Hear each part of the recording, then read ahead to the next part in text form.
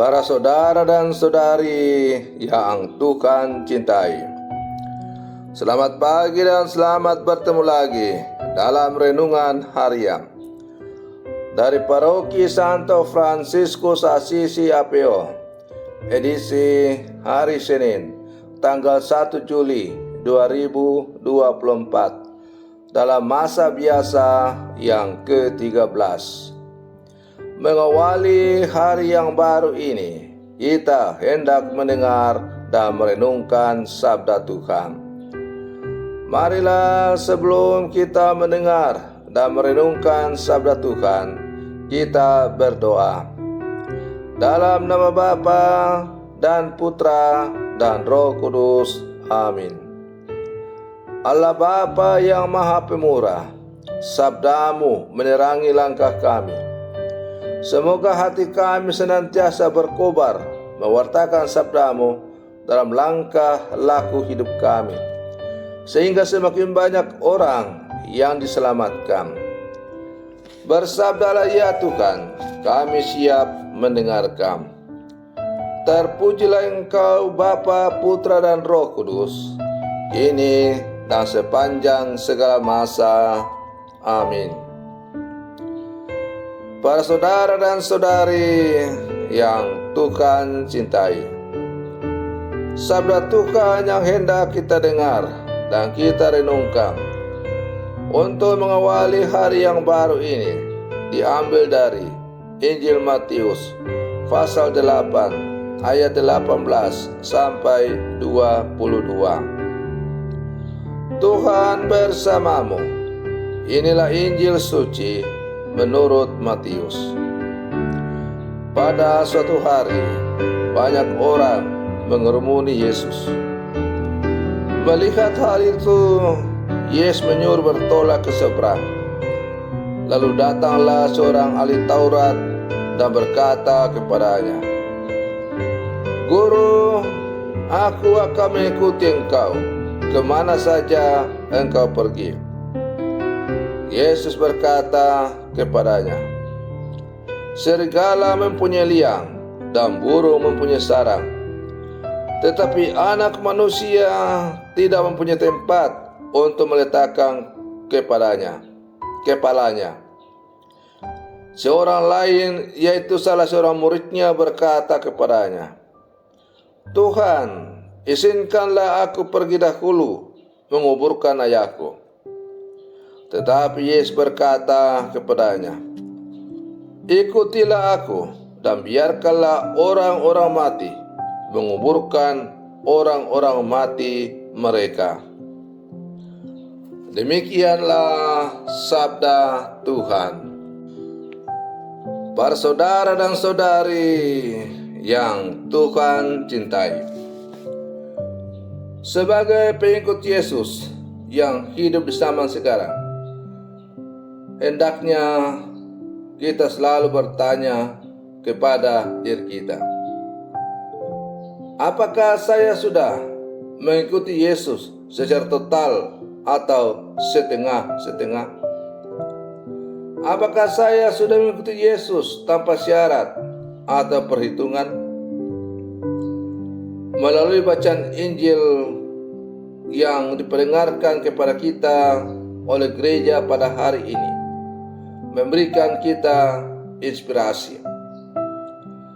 Ada dua tokoh, yakni seorang ahli Taurat dan seorang murid. Si ahli Taurat adalah seorang pengajar dan pakar hukum agama Yahudi dan terpandang. Ia belum menjadi murid, tetapi mengumumkan kepada publik bahwa dia mau mengikuti Yesus. Kitab suci tidak menjelaskan alasan pilihannya, tetapi dari jawaban Yesus jelas bahwa ia ingin ikut agar mendapatkan kedudukan. Hal itu tergambar dari jawaban Yesus. Anak Manusia tidak mempunyai tempat untuk meletakkan kepalanya. Para saudara dan saudari yang Tuhan cintai. Kedua, seorang yang sudah disebut murid, namun ia meminta izin pergi menguburkan ayahnya terlebih dahulu.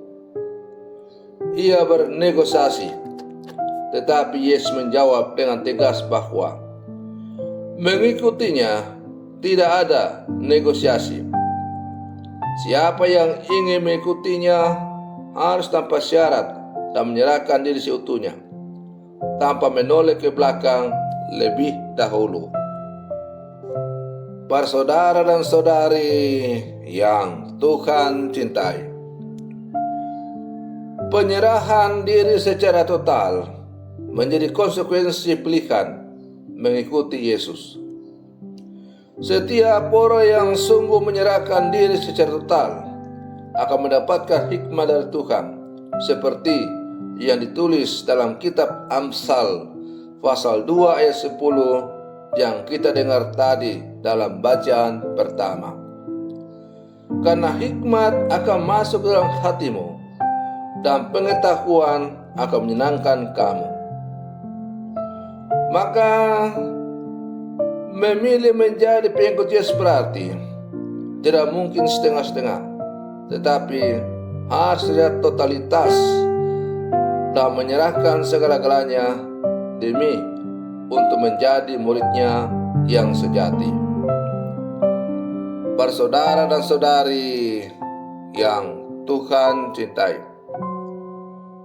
di tengah berbagai macam tawaran dunia di zaman sekarang yang begitu gemerlap, kata-kata Yesus, ajakan Yesus untuk menjadi seorang pengikutnya yang setia dan total tanpa pamrih, tetap bergema dan menjadi refleksi bagi kita sebagai murid-murid Yesus yang hidup di zaman sekarang. Kita semua telah menyatakan diri sebagai pengikut Yesus, yang diawali dengan ketika kita dibaptis. Sesudah itu dilanjutkan dengan menerima sakramen-sakramen yang lain, seperti komuni pertama, krisma, perkawinan, perminyakan suci. Kalau orang yang mau menjadi pengikut Yesus secara khusus dengan menjadi seorang imam, maka ditabiskan menjadi imam. Pertanyaannya sekarang adalah, melalui sakramen-sakramen yang telah kita terima itu, kita selalu membaharui diri untuk menjadi pengikut Yesus yang sejati. Tapi benarkah dalam seluruh kehidupan kita dari hari ke hari, saat ke saat, Tuhan sudah menjadi satu-satunya yang tertinggi yang kita pilih dalam seluruh kehidupan kita? Benarkah Tuhan menjadi satu-satunya tujuan seluruh kehidupan saya untuk mengejar apa yang menjadi tujuan dalam hidup saya? Para saudara dan saudari yang Tuhan cintai, haruslah kita berkata jujur pada diri kita, karena hanya dengan berkata jujur itu, maka panggilan kita sebagai murid Yesus akan terus-menerus diperbaharui melalui pembaharuan yang terus-menerus, pembaharuan komitmen setiap hari untuk menjadikan Tuhan sebagai satu-satunya pegangan hidup kita. Maka kita semakin diajak dan menyadari untuk selalu menjadikan Yesus sebagai satu-satunya pegangan hidup kita. Maka para saudara dan saudari yang terkasih, mari terus kita berlangkah maju bersama. Jangan bangga dan puas karena kita telah menjadi pengikut Yesus, tetapi kualitas iman kita harus terus kita tingkatkan, kita asah, supaya iman kita kepada Yesus sungguh semakin bertumbuh dan berkembang dan menjadi murid-murid Yesus yang sejati di zaman sekarang. Semoga demikian. Selamat pagi, Tuhan Yesus memberkati.